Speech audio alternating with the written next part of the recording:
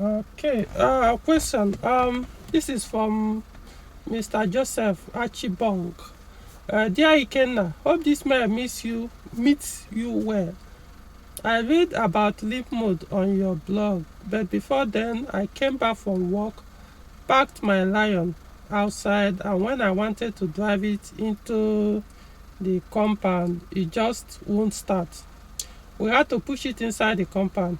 Since then, all efforts to get it to start had proved abortive. Eventually, they brought another brain bus, and the car started but did not raise.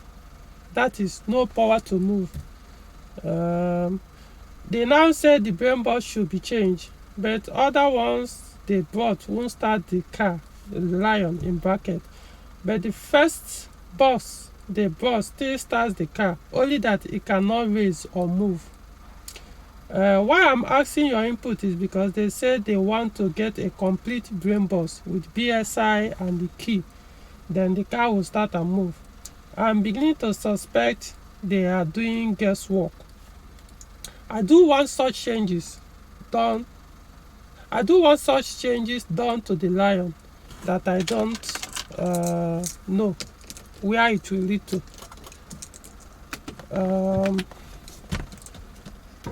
Okay, let me repeat it again. Say, I do not want such changes done to the Lion that I don't know where it will lead to. So please advise what to do. Thanks so much, Joseph. Okay, so Mr. Joseph, may I have to read this thing again. Mr. Joseph, he said, I think one mistake you made is you didn't state what, hold on. Yeah, the mistake you made, you didn't state what Pojo model, we are even talking about here. Because before I can respond professionally, I need to even know what the system we are referring to. It's not, but of course, from the Pojo model, when I mean model, I'm talking about like Pojo 406 or Pojo 407 or Pojo 607. Even if you say Pojo 406, they also have their own systems, different from others. At least I also will have wanted to know the engine model, the gearbox, and the gearbox type, that's whether it's automatic or manual, and if possible the production year, because production year will help me to know the electrical wiring system. So in your case, I honestly don't know where to start. Yes, the leap mode is when you start like you said, when you start a vehicle, when you crack engine will start, but you try to accelerate it, the RPM stays where it is, or the tachometer. Yeah, of course the RPM on the tachometer doesn't go up and down, it just stays where. Or sometimes you depress the throttle pedal, you just move a little, the RPM just moves a little, probably sometimes a little bit above 1000, or most it will stop at 2000. So most times they don't even get to 2000. So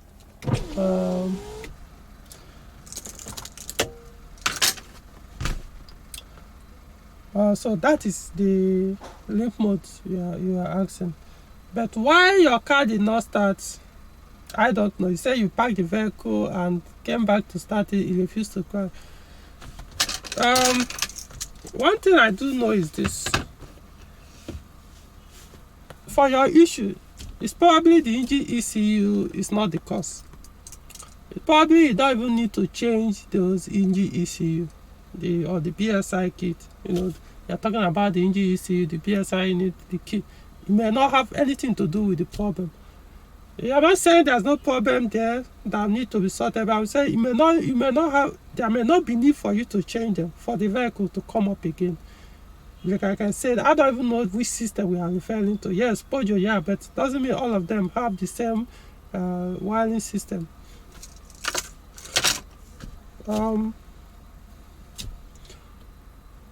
There are some connections on modern Pojo cars. Let me lower the window a little.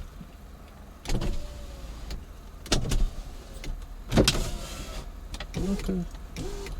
Now, there are some connections on modern Peugeot cars that can actually, when I mean connection, I mean when you do some non-factory connections, like you try to bypass one or two things, or there's a way you can operate the systems, electrical systems, that can actually shut down the vehicle, and it will refuse to start until you reset one or two things. You can reset ECU. ECU you can shut down. When you reset it, it comes up again. Likewise, the BSM can do the same thing. BSI, yep, can do that. But BSI, most times they don't shut down it won't stop the engine from running. But it could affect your gadgets and all that. Or it could also affect your engine. But I'm saying in most cases, what could make engine not to run, if there's no need for you to replace this thing, could be shutting down of the engine ECU or the BSM, depending, I'm talking about the engine bay fuse box, depending on the vehicle wiring system. And most of what usually cause it is there's a way you could operate the vehicle. For example, if it's an automatic and it's a CAN bus system, and you try to you shift the gear lever to maybe like D and try to crank the engine when it's supposed to be on P or neutral. It will show you the warning sometimes, and if you keep attempting, your vehicle may not start again, even when you put it back on P or neutral, until you reset the system. There are so many cases, or there could be some fault on the engine that could make the BSI engine ECU to shut down. So the only way for the car to start is you have to scan the vehicle, then clear the fault. Immediately you clear the fault, it comes up. Now, there are also some, if truly the engine ECU has been affected, and that's why the car is no longer starting.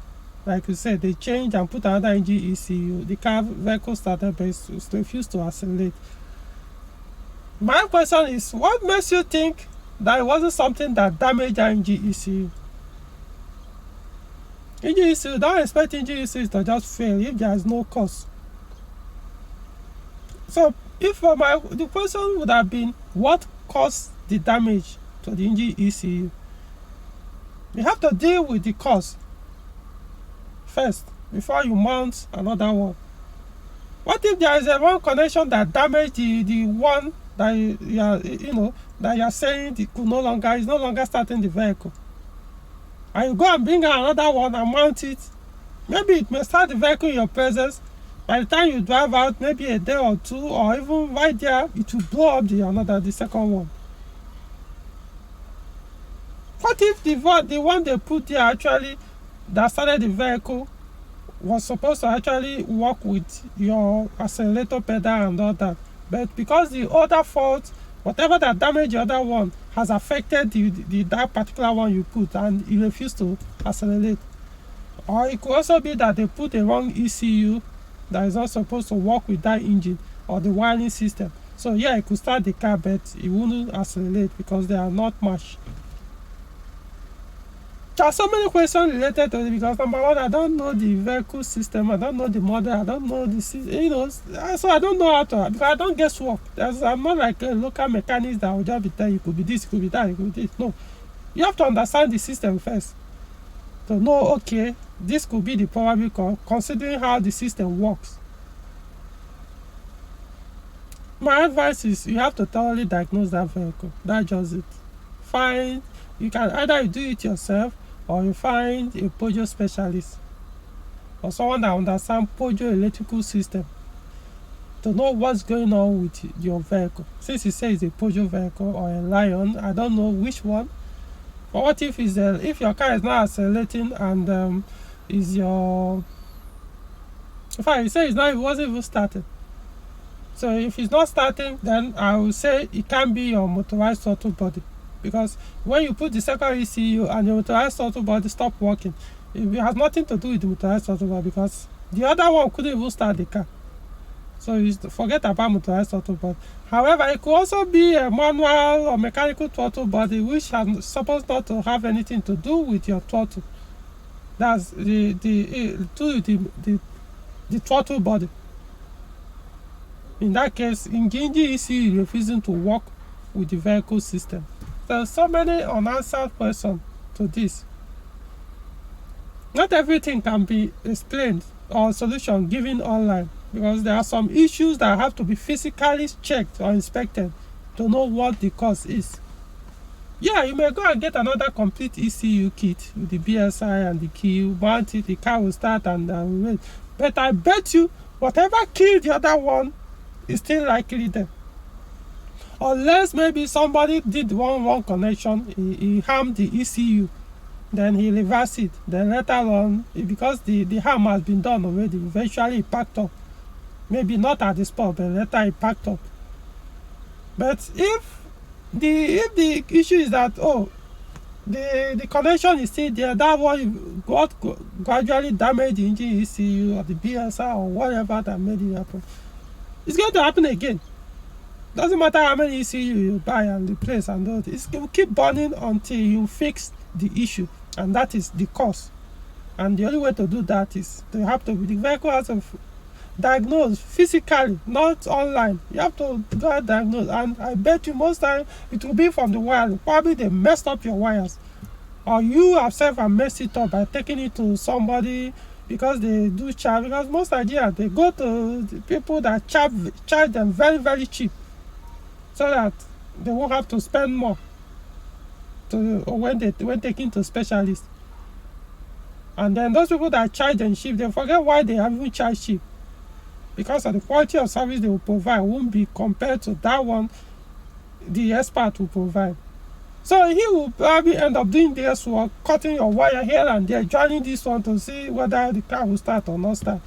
At the end of the day, it compound more problem. Even sometimes when your car doesn't even have issue, they will create the problem, because they don't understand the system. All they know is that if you join this one, put this one, bypass this one, join this one, the car could work. But whatever that bypass will do to the vehicle system, it's none of their business. So it's possible you did it, you caused this problem by yourself, or probably not. I don't know. Because I've not seen the vehicle. You didn't even say which model. I don't have any information, and what you provided is not enough to give you the solution to your problem. And in situations like this, even if you are provided those things, I would still suggest the vehicle has to be physically checked. So that's all I have for you. I hope it helps you and some other people that have similar issues.